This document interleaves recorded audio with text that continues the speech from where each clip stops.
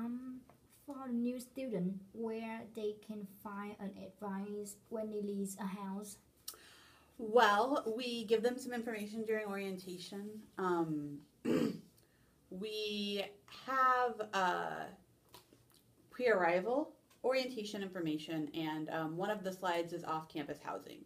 So the students can get information about what it means to sign a lease, like what they should do before they sign, things like that. And then we have a list of landlords and management companies that students can contact if they are interested.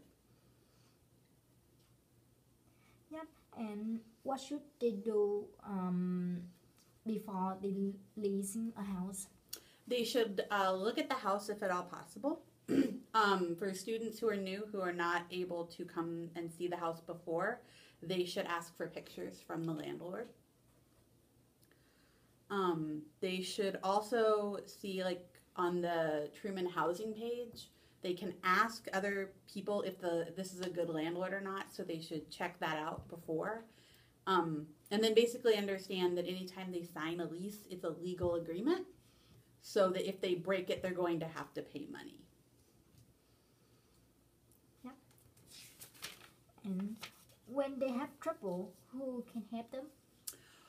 Well, they can go and talk to a lawyer if it's a big problem, if it's like a law breaking kind of problem. For the most part, if they have trouble, they need to speak directly with their landlord or with their property management company.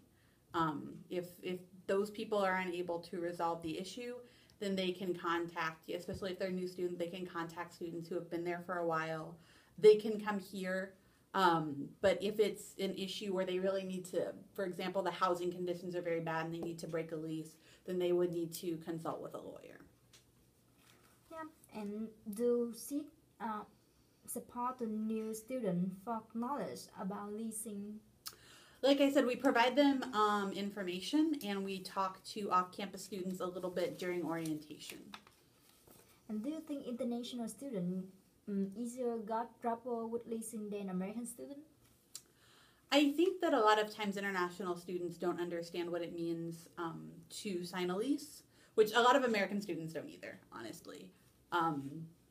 So and sometimes I think they have the problem of if they didn't get to look at the apartment before they came, they might not, their expectations might not be met.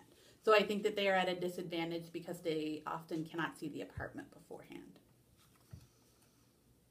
And if they have problem with the contract, so how can they don't get burned? Well, they need to understand their contract as much as they can, so they should read it, and if they don't feel comfortable signing it, when the landlord first gives it to them, they should just take it with them and read it and take their time and maybe ask a friend or someone to help them to understand it. They should understand if pets are allowed or not.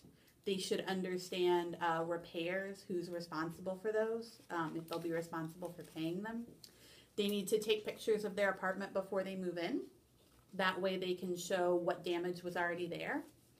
And they need to be aware that when they pay a housing deposit, if they can't show that all the damage was caused, was before they came in, then they will probably not get that deposit back or maybe have to pay more money. So I think sometimes students don't understand if they damage an apartment, then they have to pay more when they leave.